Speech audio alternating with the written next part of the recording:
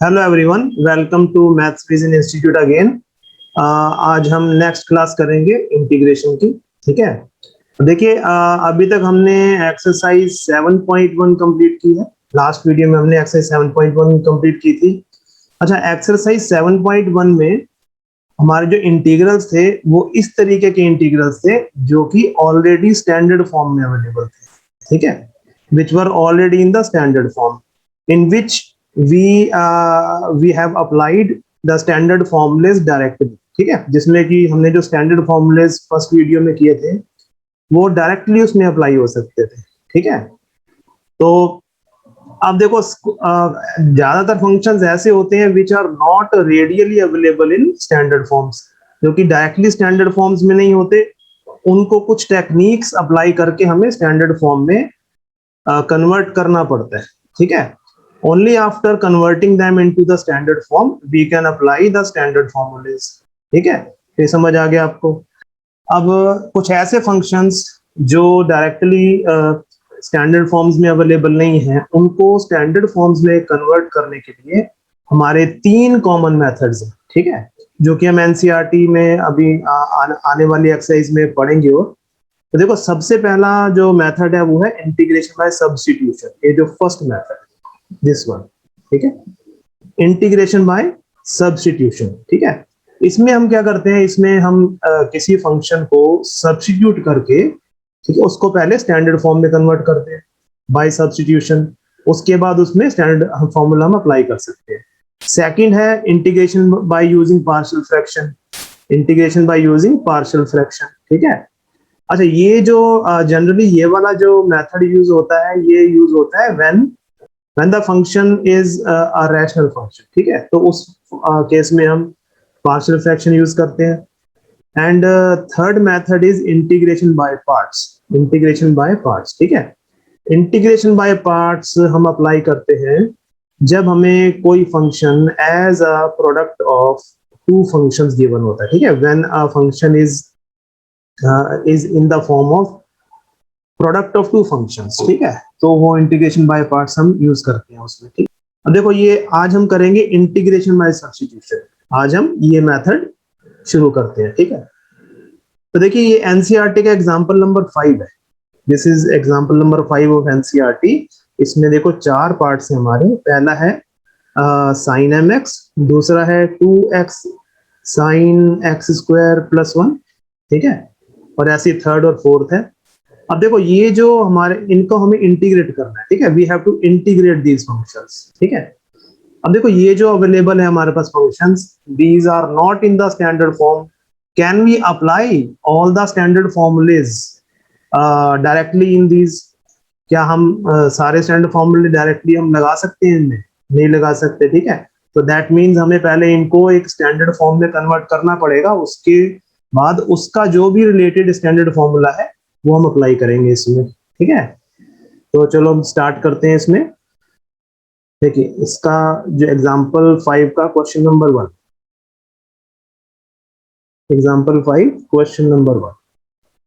Question number 1 है sine m x. We have to integrate sine m x. ठीक है, तो देखो, इसका इंटीग्रेशन करेंगे। Integration of sine m x dx with respect to x। ठीक है, तो देखो, इसमें हम क्या सब्स्टिट्यूट कर सकते हैं। देखो, हम इसमें लेट ये जो mx है, mx को हम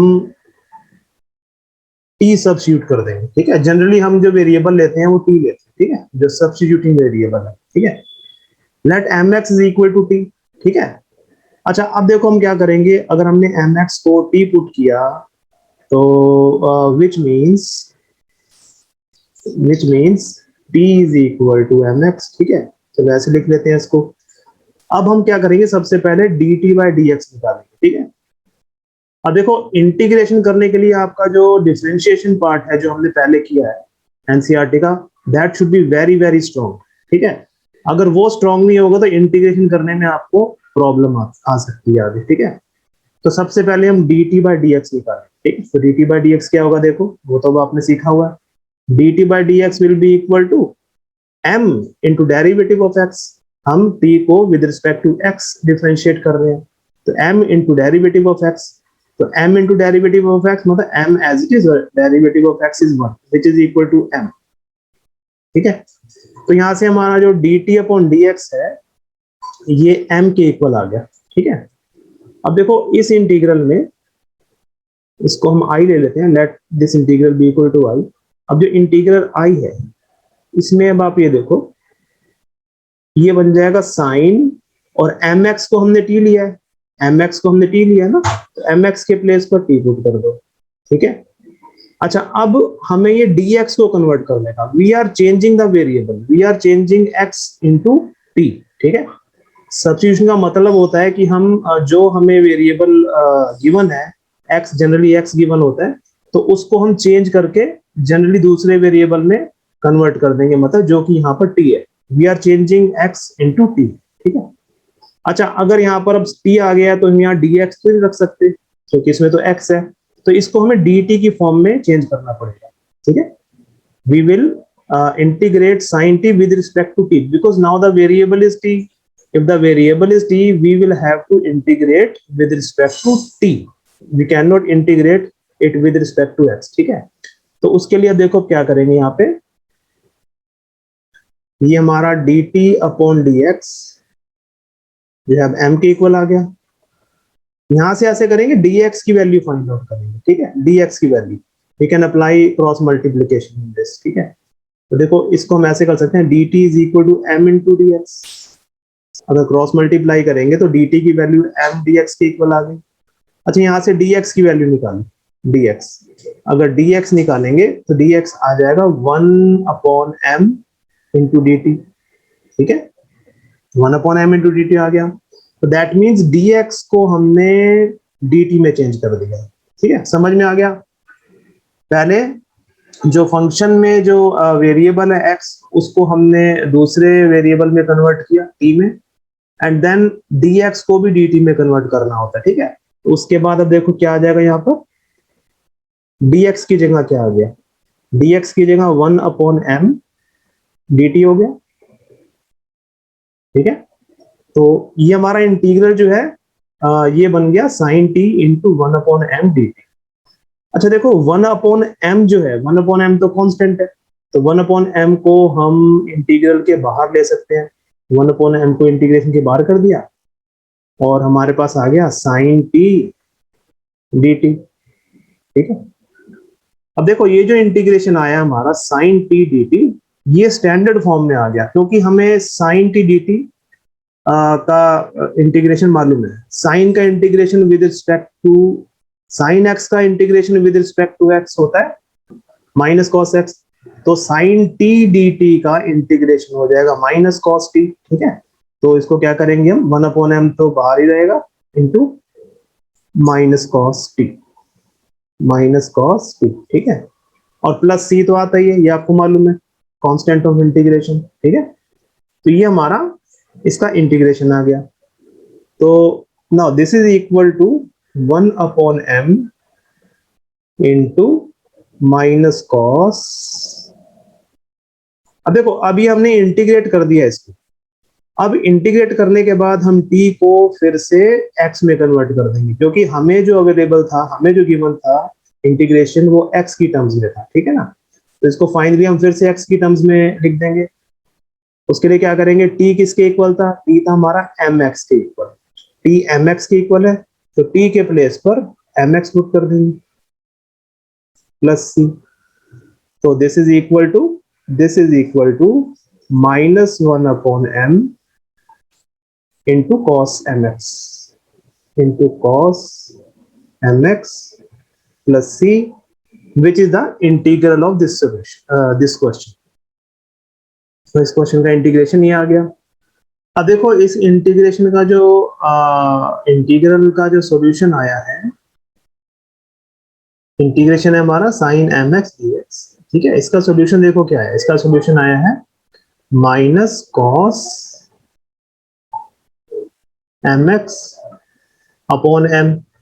ठीक है, ये minus 1 upon m cos mx को हम minus cos mx upon m लिख सकते हैं। ठीक है, तो इस तरीके के जो इंटीग्रल होते हैं जिसमें ट्रिग्नोमेट्रिक फंक्शन में जो के साथ ये जो x है, इसको जनरली एंगल होता है, इस एंगल में x का जो भी कोफिशिएंट होता है, ठीक है, जैसे cos के साथ सपोज 2x है मान लेते हैं, ठीक है, cos 2x है, तो इसका इंटीग्रेशन कैसे करेंगे, ठीक है, डायरेक्टली कैसे करेंगे, ये तो हमने सब्स्टिट्यूशन मेथड से सॉल्व किया, ये तो कंसेप्ट है, ठीक है, this is the concept by which we get this integration, ठीक है, लेकिन इस कंसेप्ट को बिना अप्लाई किए डायरेक्टली हम इस तरीके के इंटीग्रेशन को कैसे कर सकते हैं, हमें ये करना है, देखो जैसे ये cos 2x है, पहले आपको याद रखना है कि cos x का इंटीग्रेशन क्या होता है, cos x का इंटीग्रेशन होता है sin x, ठीक है, तो आप क्या करोगे, cos 2x का इंटीग्रेशन लिख दोगे sin 2x, ठीक है, sin 2x, और फिर अब आप ये देखो x का जो कोफिशिएंट है, x का कोफिशिएंट क्या है यहाँ, ठीक है ना, तो x के कोफिशिएंट से इसको डिवाइड कर दो, ठीक है, और प्लस c कर दो, वो तो करते हैं, ठीक है, तो ये इसका इंटीग्रेशन आ गया, ये एक तरीके का इसका रूल बन गया, जैसे ऊपर भी देखो ये जो हमने इंटीग्रेशन किया है sin mx dx का, वो भी इसी तरीके से, अगर ये रूल अप्लाई करें डायरेक्ट तो यही बनता है, sin x का इंटीग्रेशन क्या होता है, sin x का इंटीग्रेशन होता है माइनस cos x, तो हमने क्या किया, sin mx का इंटीग्रेशन माइनस cos mx होता है, तो minus cos mx upon x का जो कोफिशिएंट है यहाँ m है, तो डिवाइड बाय m और प्लस c, वेरी इजी, ठीक है, तो इस तरीके से जो ट्रिग्नोमेट्रिक फंक्शन इस फॉर्म में जो होते हैं, sin mx cos mx की फॉर्म में, या sec mx की फॉर्म में, या कोई भी cot भी हो सकता है, कोई भी ट्रिग्नोमेट्रिक फंक्शन, उसका इंटीग्रेशन का फॉर्मूला अप्लाई कर दो पहले, फिर x का जो कोफिशिएंट है उससे उसको डिवाइड कर दो, वो हमारा इंटीग्रेशन आ जाता है, ठीक है, तो आई होप ये कॉन्सेप्ट आपको समझ में आ गया होगा, ठीक है, चलिए अब हम नेक्स्ट एग्जांपल करते हैं, देखिए सेकंड पार्ट है, तो let integral i be equal to 2x into sine x square plus 1 dx, चलो देखो अब इसमें देखो डायरेक्ट स्टैंडर्ड फॉर्मूला हम अप्लाई नहीं कर सकते, बिकॉज ये स्टैंडर्ड फॉर्म में अवेलेबल नहीं है, ठीक है, तो इसको हमें कन्वर्ट करना पड़ेगा पहले स्टैंडर्ड फॉर्म में, तो उसको देखो क्या करेंगे हम, लेट, अब देखो इसमें हम किसको टी पुट करना चाहिए हमको, इसमें अगर हम ये जो एक्स स्क्वायर प्लस 1 है, एक्स स्क्वायर प्लस 1 इसको टी सब्स्टिट्यूट कर दो, ठीक है, एक्स स्क्वायर प्लस 1 को, ठीक है, तो अगर इसको हम टी सब्स्टिट्यूट करते हैं, उसके बाद d t by d x निकालो, d t upon d x, d t upon d x हो जाएगा 2x प्लस 0, क्योंकि एक्स स्क्वायर का डेरिवेटिव 2x और 1 का 0 होता है क्योंकि वो कांस्टेंट है, तो D t upon d x हमारा आ गया किसके इक्वल, 2x के इक्वल, ठीक है, तो अब देखो यहाँ पर इंटीग्रेशन क्या हो जाएगा, देखो this integral will be equal to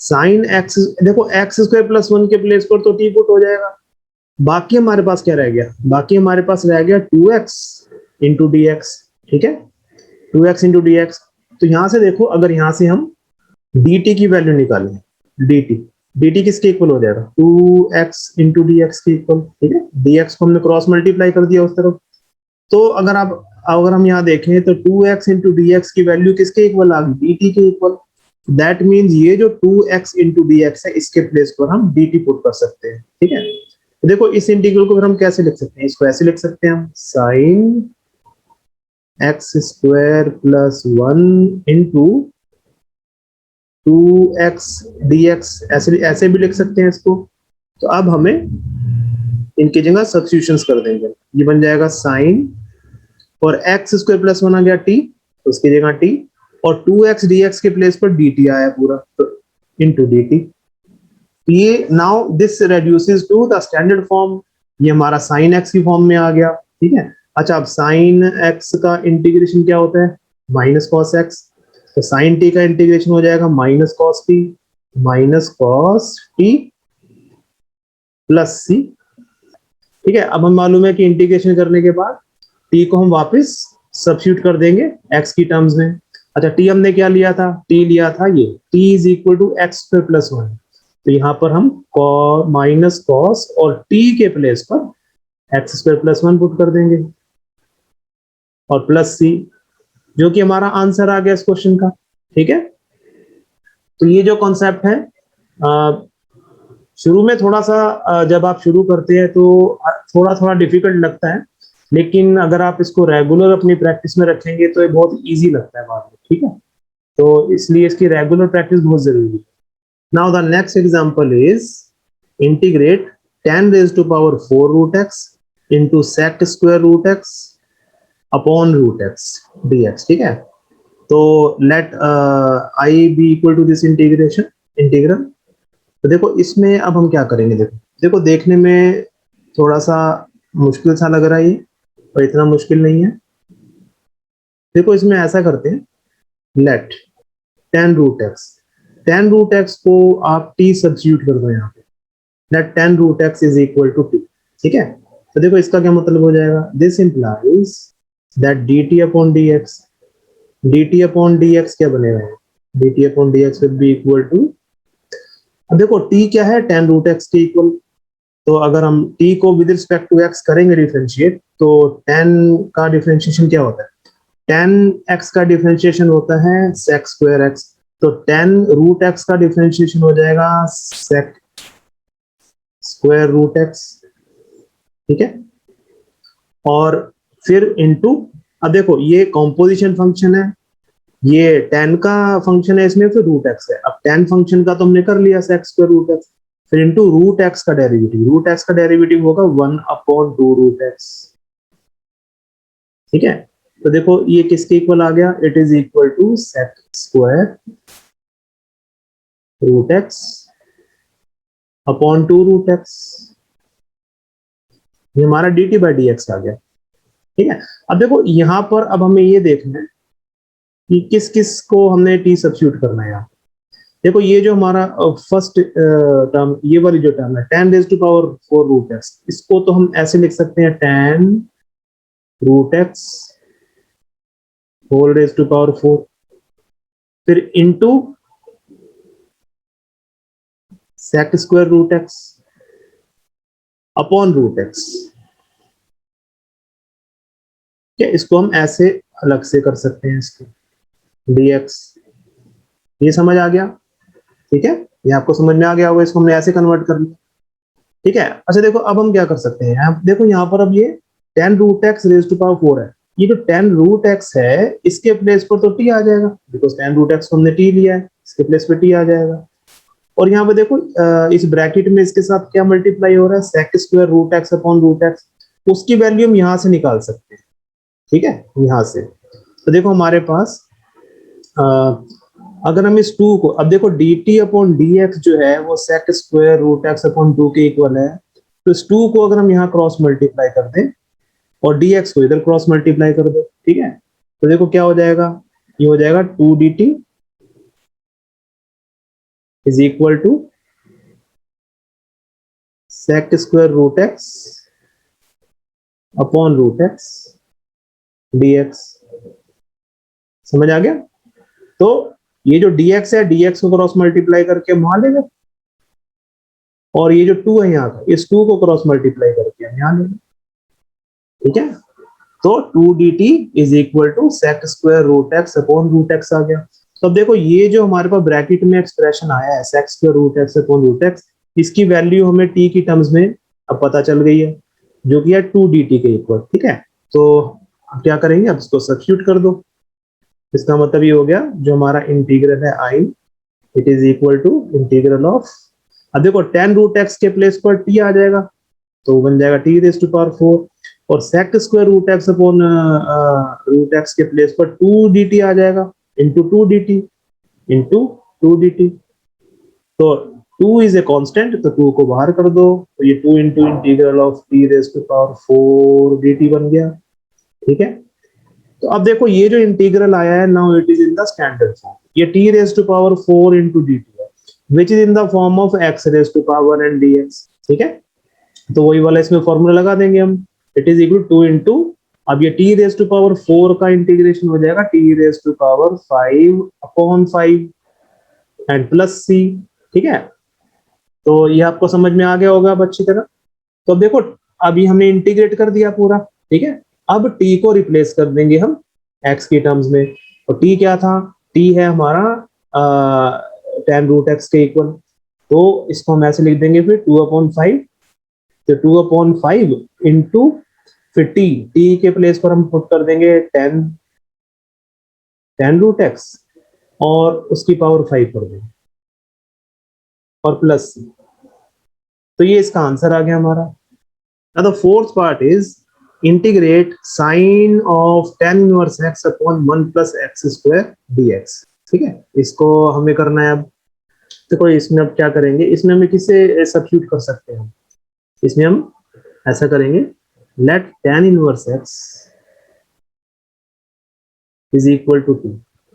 tan inverse x को t सब्स्टिट्यूट कर देंगे, तो इसका मतलब ये हो गया कि dt अपॉन dx कितना आया। ठीक है, पहले t पुट करो फिर dt by dx निकाल लो। Now dt by dx is equal to 1/1 plus x square, क्योंकि tan इनवर्स x का डेरिवेटिव होता है 1/1 plus x स्क्वायर, तो ये बन गया 1/1 plus x स्क्वायर। ठीक है, तो अब देखो यहां से अब इसको dt की वैल्यू फाइंड आउट कर लो। dt किसके इक्वल आया, dt is equal to 1/1 plus x square dx के इक्वल आ गया। ठीक है, dx को क्रॉस मल्टीप्लाई कर दिया। अब देखो इस इंटीग्रल में ये जो इंटीग्रल है इसको हम ऐसे लिख सकते हैं, sine of tan inverse x into dx upon 1 plus x square. ठीक है, इसको ऐसे लिख सकते हैं हम। अब देखो अब हम इनमें सब्स्टिट्यूशन कर देंगे, ये बन गया साइन और tan इनवर्स x है t के इक्वल, तो ये साइन t बन गया, into dx upon 1 plus x square किसके इक्वल आया, dt के इक्वल, तो dt आ गया। ठीक है, जो कि हमारा स्टैंडर्ड फॉर्म में रिड्यूस हो गया। अब साइन x का इंटीग्रेशन तो पता है हमें माइनस कॉस x होता है, तो साइन t का integration with respect to t हो जाएगा minus cos t, it is equal to minus cos t plus c।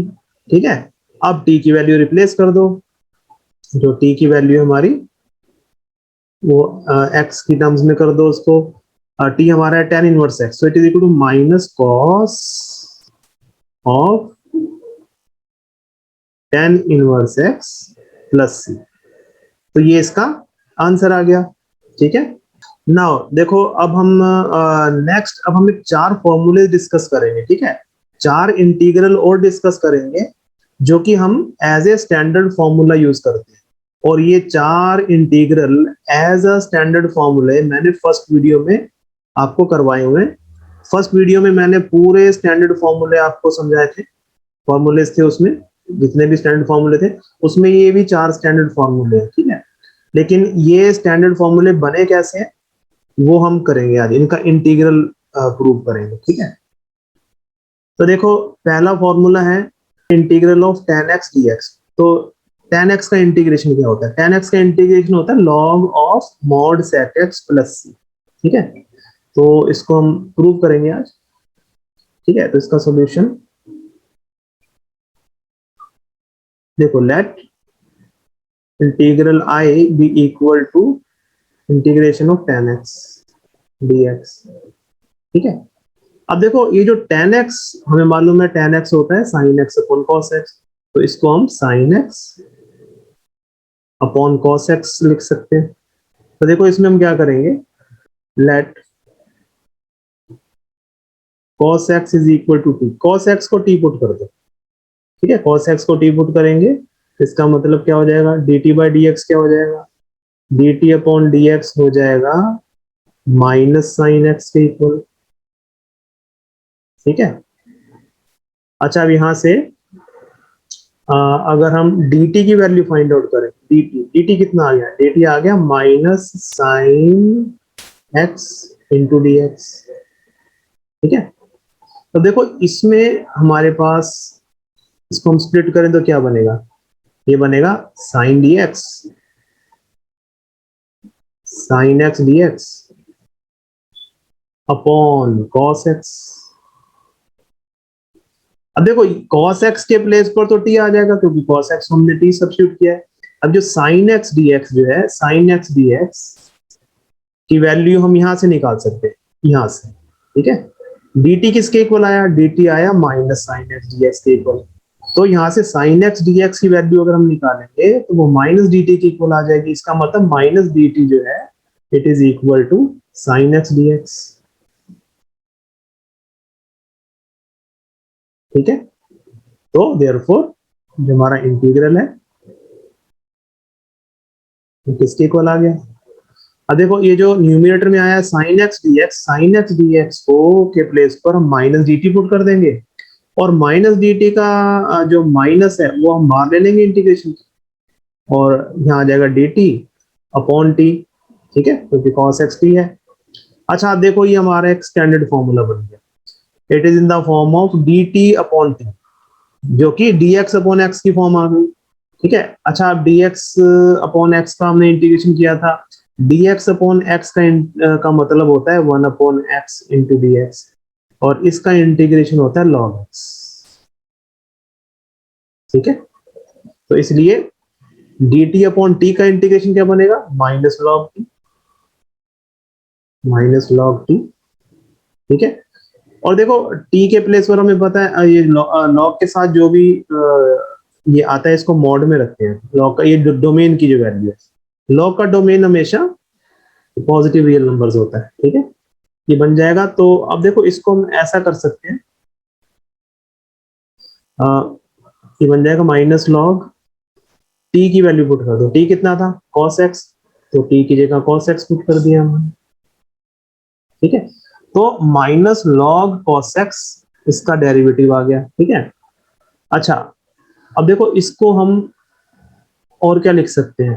अब हमें देखो हमने लॉग के कुछ लॉज किए थे, लॉज ऑफ लॉगरिथम, जो मेरी डिफरेंशिएशन की जो वीडियोस हैं उसमें आपको मैंने एक वीडियो बनाई थी जिसमें मैंने लॉज ऑफ लॉगरिथम पूरे एक्सप्लेन किए थे। उसमें एक लॉ ये था कि हमारा log p raise to power m जो होता है वो होता है m इंटू लॉग p के इक्वल, ठीक है। तो हम इसको रिवर्स भी अप्लाई कर सकते हैं, मींस हम m इंटू लॉग p को log p raise to power m भी लिख सकते हैं, ठीक है। तो इसी रूल के अकॉर्डिंग हम यहाँ पे कर सकते हैं इसको। देखो माइनस लॉग कॉस एक्स का मतलब हो गया -1 into log cos x, log of mod cos x, ठीक है। अच्छा ये इसी फॉर्म में आ गया, ठीक है। ये जो एक्सप्रेशन आया हमारा -1 into log cos x, it is in this form m into log p, ठीक है। m के प्लेस पर -1 है और p के प्लेस पर cos x है। तो अगर हम इसको ये रूल अप्लाई करते हैं तो m टू log p बन जाएगा log p raise to power m, तो ये बन जाएगा log mod cos x whole raise to power -1, ठीक है। तो अब देखो अब हमें ये भी पता है कि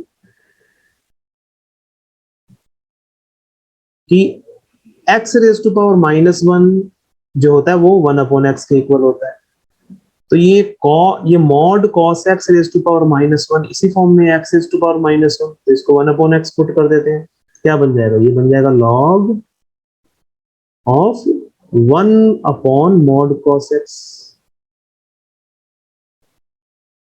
या फिर इसको पूरे को मॉड कर सकते हैं, ठीक है, which is equal to log, अब 1 अपॉन cos x तो पता है ना हमें, 1 अपॉन cos x होता है sec x, तो ये log of mod sec x आ गया और प्लस c, ठीक है। तो ये हमारा ये फॉर्मूला प्रूव हो गया। अब देखो log ये जो tan x का इंटीग्रेशन है इसको हम दो फॉर्मूले हम इसको मान सकते हैं कि इसके दो फॉर्मूले, एक तो हम ये भी कभी कभी अप्लाई कर देते हैं, ये वाला भी, ठीक है, ठीक है। तो इंटीग्रेशन ऑफ tan x जो है it is equal to minus log of mod cos x, it is also equal to log of mod sec x। तो हम इसको इसके दो फॉर्मूले हम बना लेते हैं, तो इसको हम minus log of mod cos x भी लिख सकते हैं इसी फॉर्मूले को, ठीक है। आई होप आपको अच्छी तरह समझ में आया होगा। ठीक है। If still you have any doubts, अगर आपके मन में अभी भी डाउट्स हैं तो आप मेरा जो ऐप है मैथ्स विजन इंस्टीट्यूट उसको डाउनलोड कर सकते हैं और आप मेरे से चैट पे या लाइव क्लासेस से भी डाउट्स पूछ सकते हैं।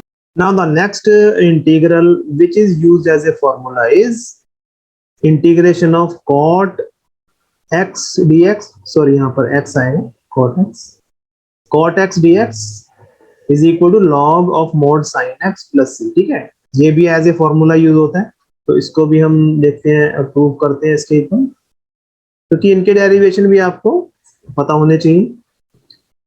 तो देखो, let integral I is equal to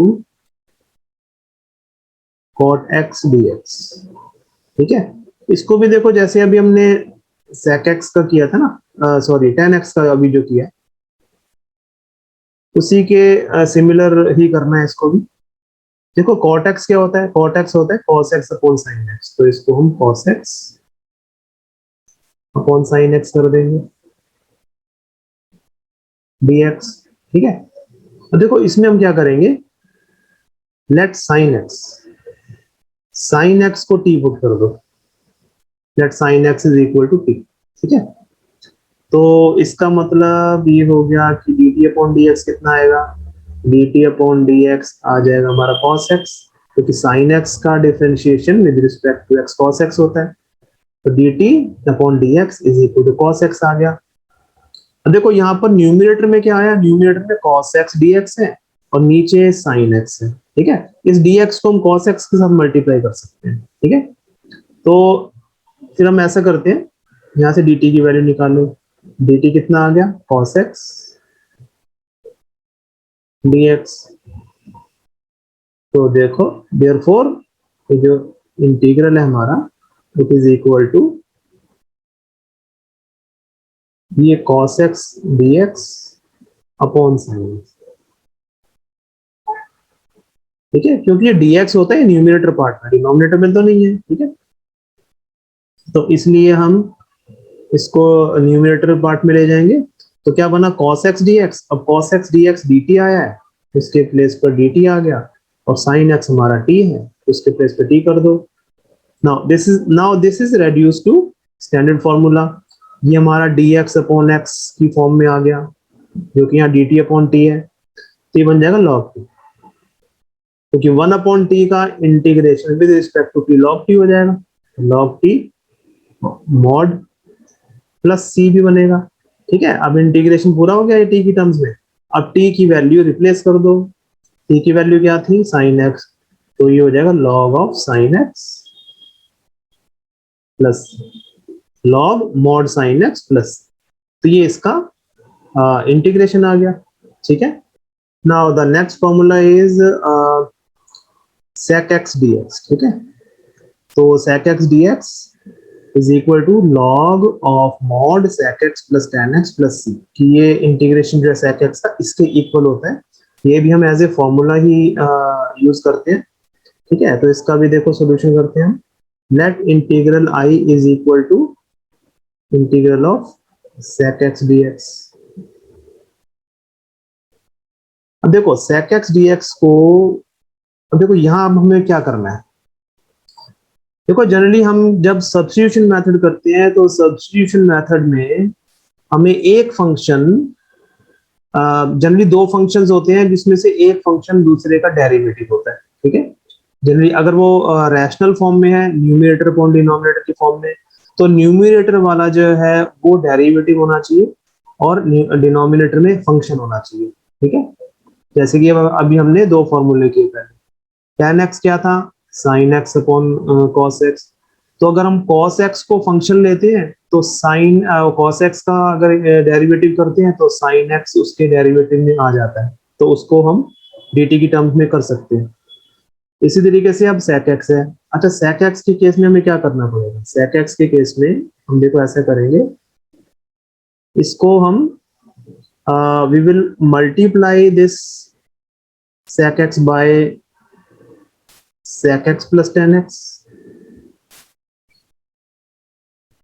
and divide also. ठीक है, तो हमने sec x को sec x plus tan x से मल्टीप्लाई भी कर दिया और sec x plus tan x से डिवाइड भी कर दिया, ठीक है। क्योंकि हमें मालूम है अगर हम न्यूमिनेटर और डिनोमिनेटर को किसी भी नॉन जीरो क्वांटिटी से मल्टीप्लाई कर दें तो फ्रैक्शन में कोई फर्क नहीं पड़ता, value of the fraction remain same, ठीक है। अब यहाँ पर sec x के नीचे तो 1 है तो पता ही है हमको, ठीक है। तो हमने न्यूमिनेटर डिनोमिनेटर दोनों को sec x plus tan x से कर दिया मल्टीप्लाई, ठीक है। अच्छा अब देखो इसको अगर हम अब ये न्यूमिनेटर को आगे सॉल्व करते हैं तो क्या बनेगा, sec x into sec x, ये बन जाएगा sec square x plus sec x into tan x is sec x tan x dx, ठीक है। अब देखो अगर अब हम ये जो डिनोमिनेटर में आया है हमारा sec x plus tan x, अगर इसको हम सब्स्टिट्यूट कर दें, ठीक है, let sec x plus tan x is equal to t, ठीक है। तो देखो this implies that dt upon dx, dt upon dx क्या बनेगा, dt अपॉन dx, t को विद रिस्पेक्ट टू x करेंगे हम डेरिवेटिव इसका। तो देखो फर्स्ट हमें sec x का डेरिवेटिव क्या होता है, sec x का derivative sec x tan x होता है, sec x into tan x plus और tan x का होता है sec स्क्वायर x। तो अगर अब आप देखो तो ये हमारा न्यूमिनेटर पार्ट आ गया है, sec square x plus sec x dx, sec x tan x dx, ठीक है, ये वाला पार्ट आ गया यहाँ पे। तो देखो यहां से हमारे पास dt की वैल्यू क्या आ जाएगी, फिर dt is equal to sec x into tan x plus sec square x into dx, ठीक है। ये dx को क्रॉस मल्टीप्लाई कर दिया तो देखो ये जो हमारा आया ये वाला एक्सप्रेशन, ये हमारा न्यूमिनेटर का एक्सप्रेशन आ गया, ठीक है, sec square x plus sec x tan x dx, और नीचे जो डिनोमिनेटर है sec x tan x, sec x plus tan x, वो t हमने सब्स्टिट्यूट कर दिया। तो देयरफॉर दिस इंप्लाइज जो इंटीग्रल है हमारा क्या बन जाएगा, न्यूमिनेटर में आ जाएगा dt, डिनोमिनेटर में t आ गया, which is again in the standard form. अब dt upon t, 1 upon t का integration with respect to t हो जाएगा log t, so it is equal to log of mod t plus c, और t की value क्या थी, t है हमारा sec x plus tan x, so it is log of sec x plus tan x plus c। So this is the integration of this integral, sec x का integration आ गया which is used as a formula, ठीक है। अब देखो जो next integral है वो है integral of cosec x dx, जो कि किसके इक्वल होता है, ये होता है log of mod cosec x minus cot x plus c के इक्वल, ठीक है। तो चलो इस फॉर्मूले को भी हम डिराइव करते हैं कि कैसे ये बना, इसका सॉल्यूशन करते हैं। तो देखो let I is equal to integral of cosec x dx। देखो इसको भी हम जैसे sec x को की तरह ही करेंगे, ऑलमोस्ट वैसे सिमिलर है। इसको ऐसे करते हैं हम, cosec x को cosec x plus cot x से न्यूमिनेटर और डिनोमिनेटर में मल्टीप्लाई कर देंगे, ठीक है। तो मल्टीप्लाइंग cosec x होता है cosec x अपॉन 1, तो न्यूमिनेटर को भी cosec x plus cot x से मल्टीप्लाई किया और डिनोमिनेटर को भी cosec x plus cot x से मल्टीप्लाई करेंगे, तो डिनोमिनेटर में क्या आ जाएगा, cosec x plus cot x dx, ठीक है। अच्छा देखो इसमें अब इंटीग्रल बनेगा हमारा, न्यूमिनेटर को सॉल्व कर दो, न्यूमिनेटर को अंदर मल्टीप्लाई करोगे ब्रैकेट के, जैसे कि हमने अभी sec x के केस में किया था, तो क्या बनेगा cosec square x plus cosec x into cot x whole divided by cosec x plus cot x। ठीक है, चलो ये हमारा ये इंटीग्रेशन आ गया। अब इसमें जैसे sec x में हमने डिनोमिनेटर को पुट किया था, ठीक, इसमें भी वैसे ही कर दो। Let cosec x plus cot x is equal to t। तो इसका मतलब dt अपॉन dx क्या आ जाएगा? dt upon dx will be equal to, देखो cosec x का डेरिवेटिव होता है minus cosec x cot x, इसकी जगह आ जाएगा minus cosec x into cot x, और cot x का डेरिवेटिव होता है minus cos x square x, तो cot x की जगह आ जाएगा minus cos x square x। ठीक है, तो देखो इसमें हम ऐसा कर सकते हैं कि इसमें से माइनस कॉमन ले लो। माइनस अगर कॉमन लेंगे तो ब्रैकेट में क्या आ जाएगा? cosec x cot x plus cos x square x। ठीक है, अब देखो इसमें जो न्यूमरेटर में हमारे पास जो इंटीग्रल है, न्यूमरेटर में है cos x square x plus cosec x into cot x, तो ये हमारा dt अपॉन dx आया।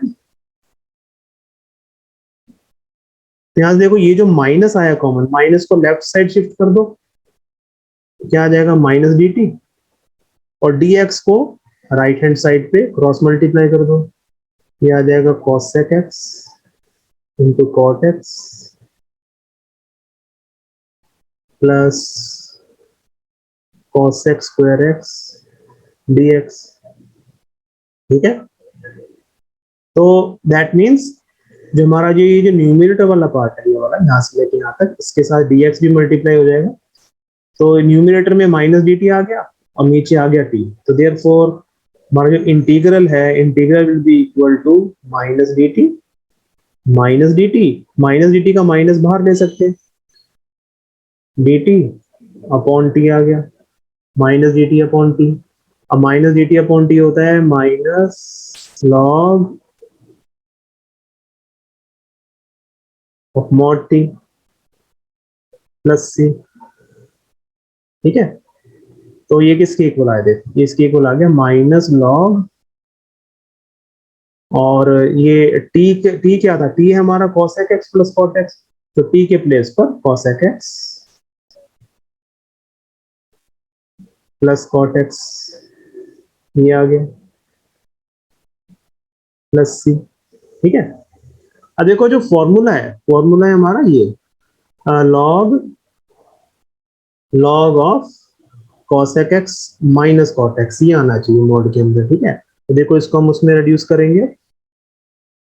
तो देखो अभी हमने लॉगरिथम की एक प्रॉपर्टी की थी, using that property we can write this expression as log of mod cosec x plus cot x whole raise to power minus one, क्योंकि ये जो माइनस है ये माइनस वन इंटू हो रहा है ना इसमें, तो अभी हमने प्रॉपर्टी ये यूज की थी प्रीवियस क्वेश्चन में, तो माइनस वन ऊपर आ जाएगा पावर में, तो plus c. Now this is equal to log of mod of, अब देखो जैसे कि x raise to power minus one होता है वन अपॉन x, उसी तरीके से cosec x plus cot x whole raise to power minus one will be equal to one upon cosec x plus cot x plus c। ठीक है, ये आपको अच्छी तरह समझ में आ गया होगा। अच्छा देखो 10th क्लास में हमने एक आइडेंटिटी की थी, 10th क्लास में हमने आइडेंटिटी की थी एक cosec square x minus cot square x is equal to one, ये थी। ठीक है, तो अब हम ऐसा कर सकते हैं ये जो 1 आया हमारा 1, इस 1 के प्लेस पर हम cos x square x minus cot square x put कर सकते हैं। तो it will be equal to log of mod cos x square x minus cot square x upon cosec x plus cot x। ठीक है। अच्छा, अब ये जो ये वाला जो एक्सप्रेशन है cos x square x minus cot square x, it is in the form of a square minus b square. ठीक है, और a square minus b square तो बहुत सी बेसिक सी आइडेंटिटी है जो कि आपने I think 7th 6th 7th 8th में की होगी। तो a square minus b square किसके इक्वल होता है? ये होता है a plus b into a minus b के इक्वल। ठीक है, तो using this identity we can convert cos x square x minus cot square x as cosec x plus cot x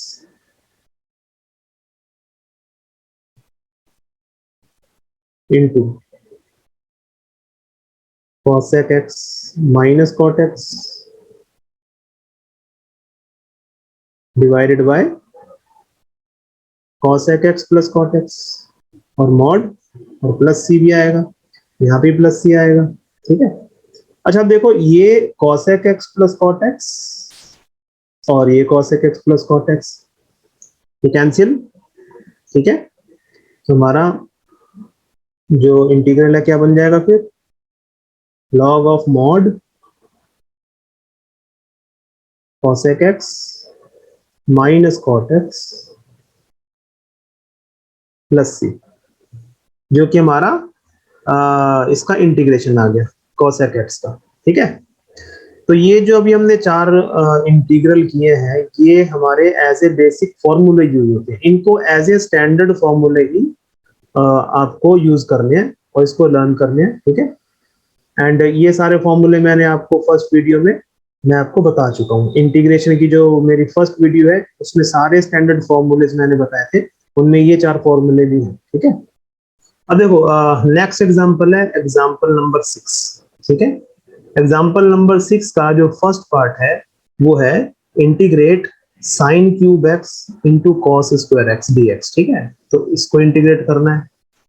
तो देखो इसमें हम ऐसा करेंगे, let integral I is equal to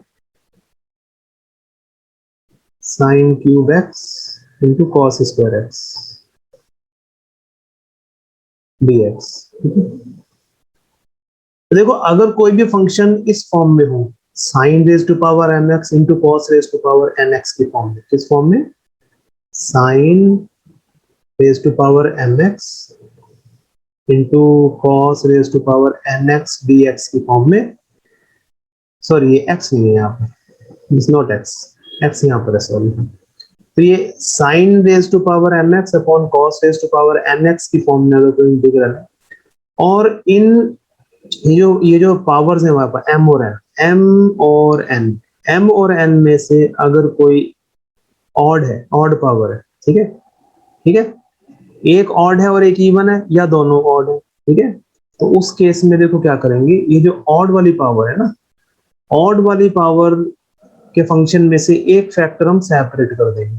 ठीक है, मतलब हमारे पास ये है साइन क्यूब एक्स, तो हम इसमें से एक साइन एक्स सेपरेट कर देंगे।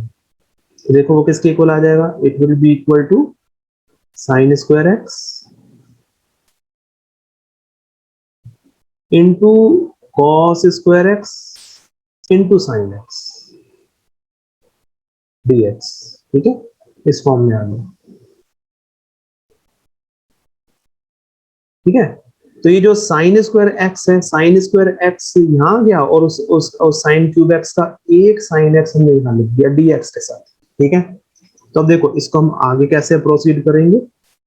सो we have integral i is equal to, अब ये जो साइन स्क्वायर एक्स है ना, इसको कॉस स्क्वायर एक्स की फॉर्म में कन्वर्ट कर दो।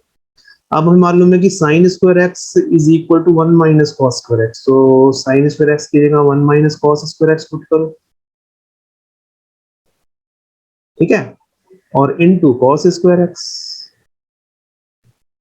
Into sine x d x हो गया। ठीक है, तो हमने क्या किया, ये जो साइन स्क्वायर एक्स है इसको हमने कन्वर्ट कर दिया 1 माइनस कॉस स्क्वायर एक्स में, एंड रिमेनिंग टर्म्स जो है वो एज इट इज लिख दिया हमने।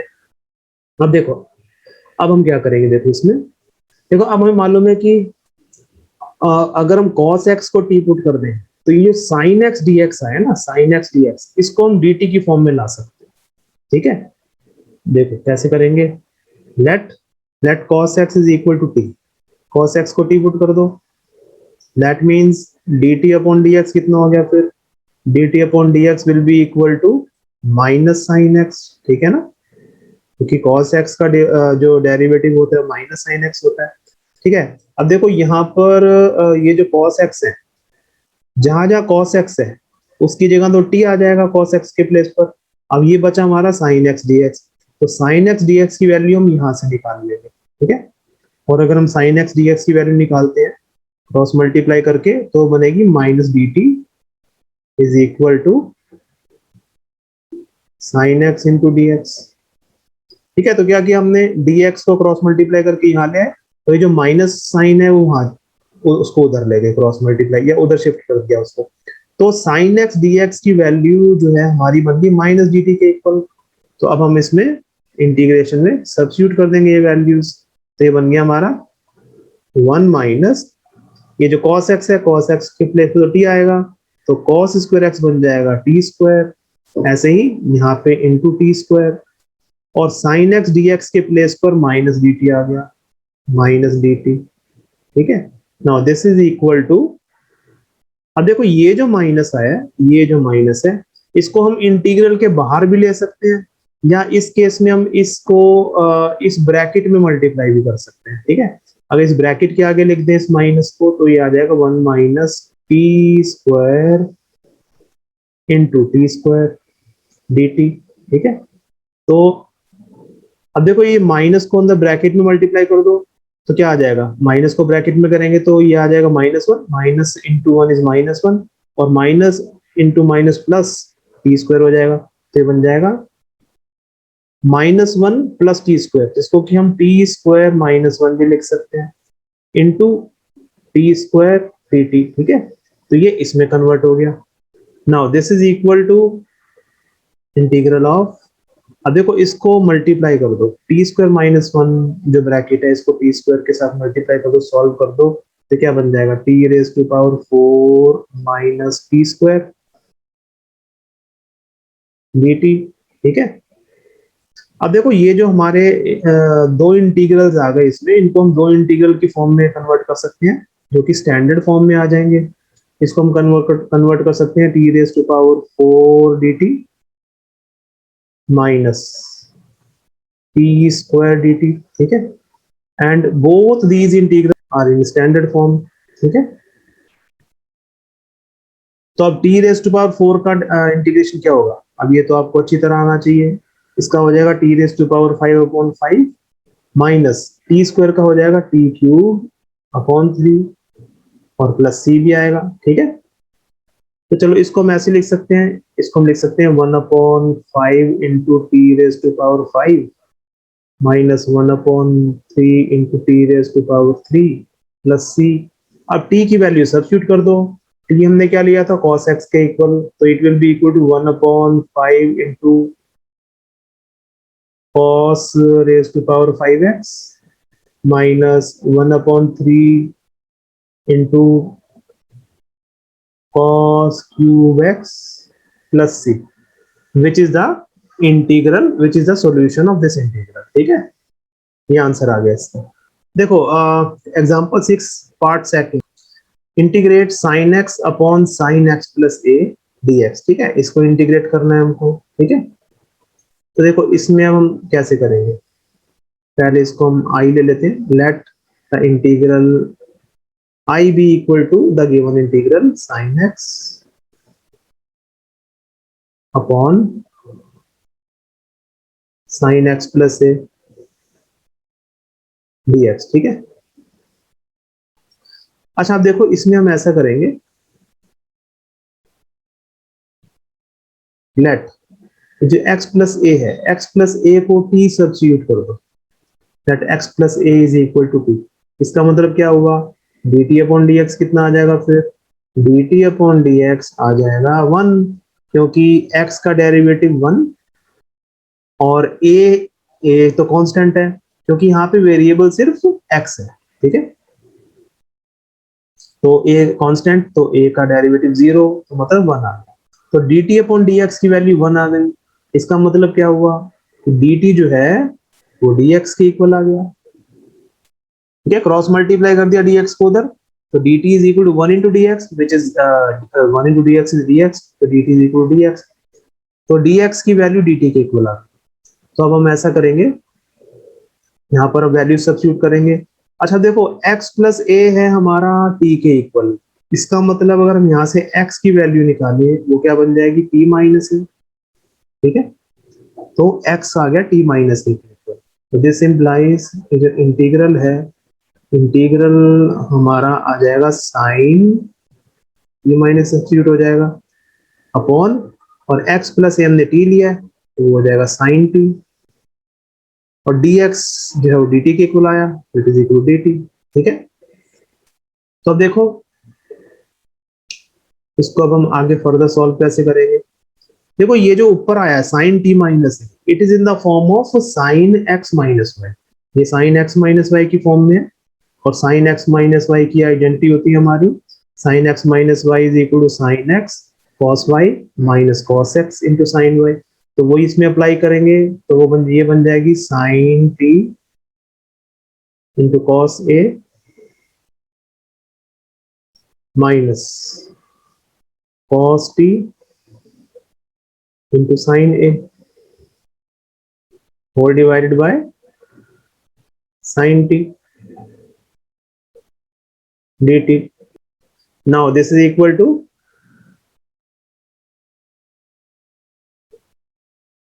sin t into cos a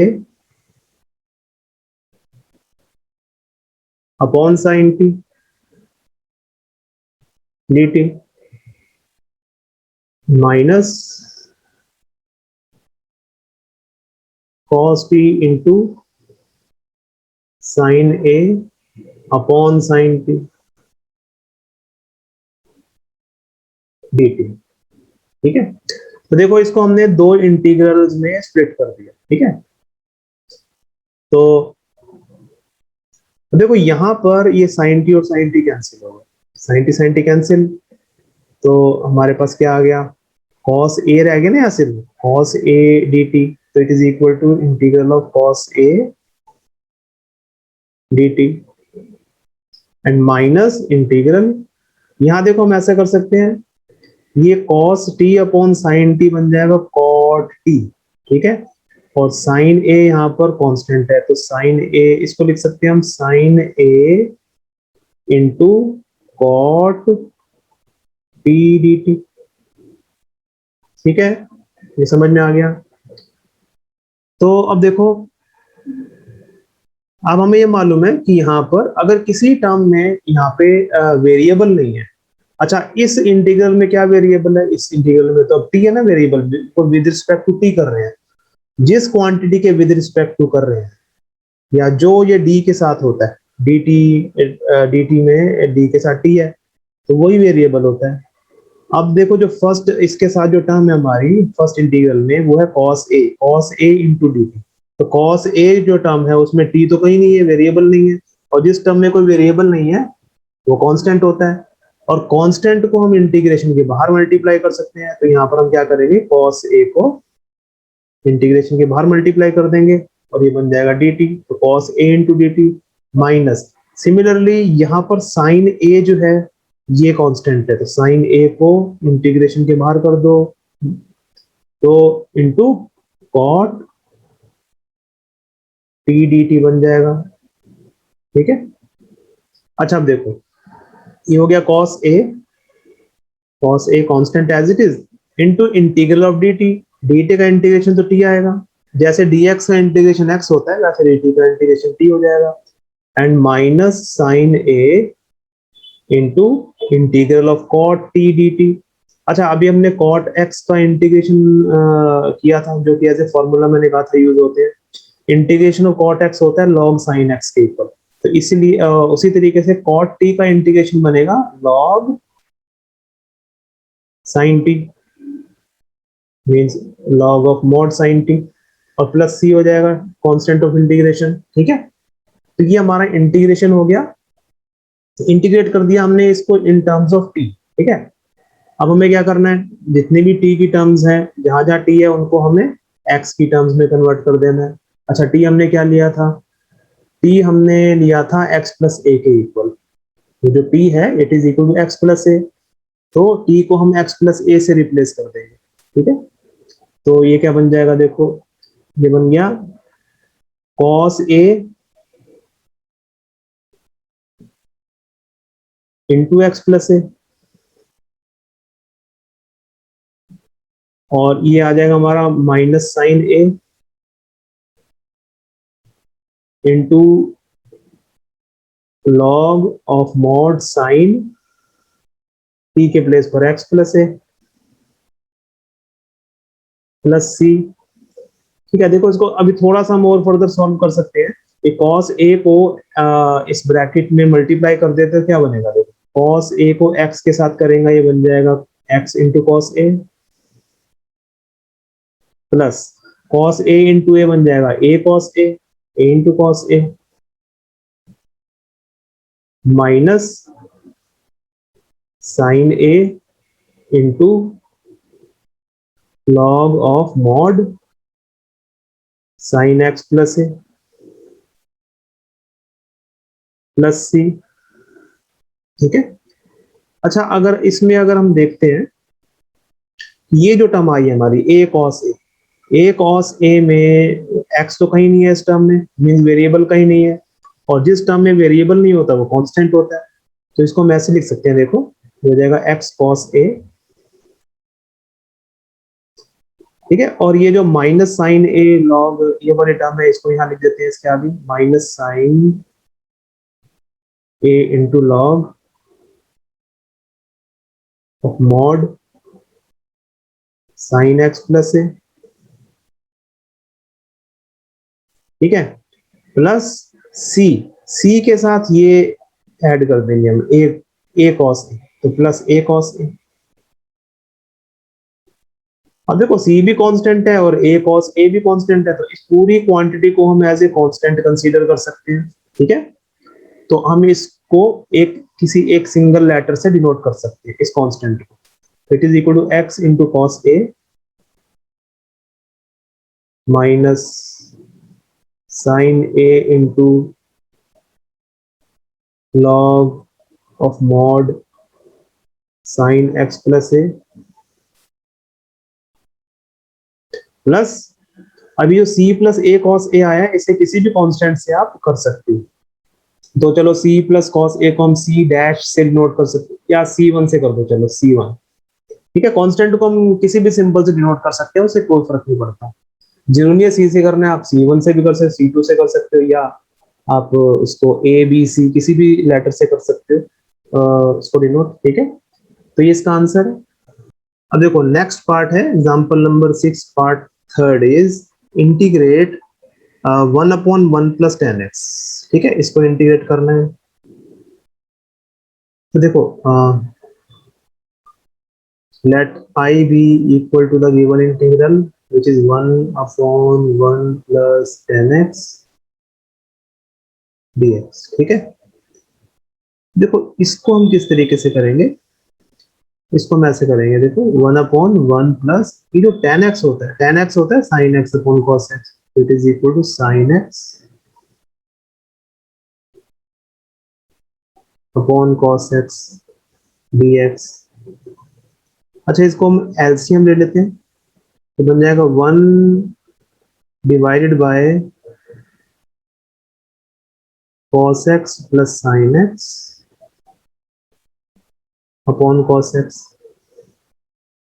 ठीक है, ये जो हमारा डिनोमिनेटर में ये जो एक्सप्रेशन आया है, इसको अगर हम एलसीएम लेके सॉल्व करेंगे तो ये बन जाएगा cos x plus sin x upon cos x।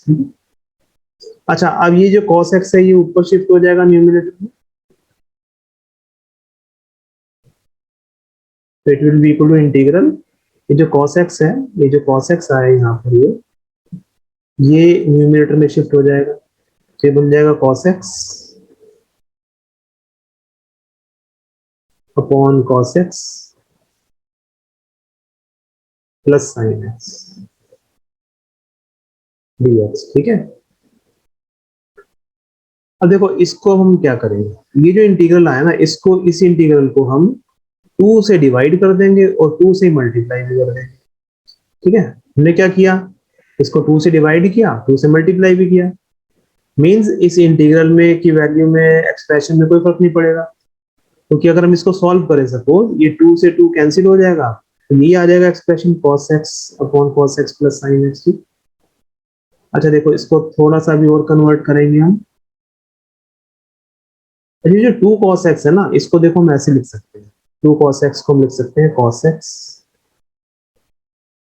Plus sin x plus cos x minus sin x, लिख सकते हैं कि cos x plus sin x plus cos x minus sin x, इसको अगर हम सॉल्व करें, sin x minus sin x cancel हो जाएगा, और cos x plus cos x 2 cos x ही होगा, मतलब इस पूरे एक्सप्रेशन की वैल्यू 2 cos x के इक्वल ही है, तो इसका मतलब हमारे न्यूमरेटर की वैल्यू तो चेंज नहीं हुई, हम इसको लिख सकते हैं ऐसे। तो नीचे क्या है, cos x plus sin x और dx। ठीक है, अच्छा देखो, इसको हम दो ग्रुप में डिवाइड कर लेंगे, पहला ग्रुप हो गया cos x plus sin x, दूसरा ब्रैकेट हम लिख देंगे cos x minus sin x equal. ठीक है, तो देखो इसको हम ऐसे लिख सकते हैं इज इक्वल टू, देखो 1/2 को कॉमन ले लेते हैं, इसको 1/2 अभी इसमें से कॉमन लेते हैं, और इस इंटीग्रेशन को हम दो इंटीग्रल में स्प्लिट कर सकते हैं। कैसे, एक हो जाएगा integral of cos x plus sin x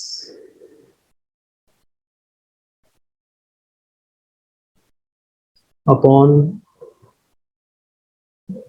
cos x plus sin x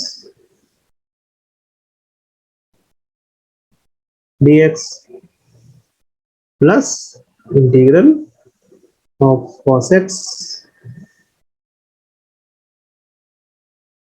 minus sin x upon cos x plus sin x dx। ठीक है, तो ये हमने दो इंटीग्रल में स्प्लिट कर दिया इसको। ठीक है, ये तो आपको समझ आ गया होगा। तो अब देखो यहाँ पर ये जो इंटीग्रल है, फर्स्ट इंटीग्रल जो आया है, इसमें से ये न्यूमरेटर दोनों सेम ही है, तो कैंसिल होगा, तो हमारे पास क्या आ जाएगा, i is equal to 1/2 into integral of 1/2 common into integral of dx plus, अच्छा फॉर द टाइम बीइंग ये जो इंटीग्रल आया ना, ये वाला इंटीग्रल, इस इंटीग्रल जो सेकंड इंटीग्रल है, इसको हम i1 सब्स्टिट्यूट कर देते हैं सब। ठीक है, प्लस i1। ठीक है, इसको i1 ले लेते हैं अभी, देखो ये किसके इक्वल आ गया, it is equal to 1/2 into, अब इंटीग्रल ऑफ dx क्या होता है, dx का इंटीग्रल तो x होता है, तो ये x प्लस i1 आ गया, और इसको अभी हम इक्वेशन 1 कर लेते हैं। ठीक है, चलो अब हम i1 थोड़ा सेपरेटली सॉल्व कर लेंगे। ठीक है, तो now i1 is equal to integral of cos x minus sin x upon cos x plus sin x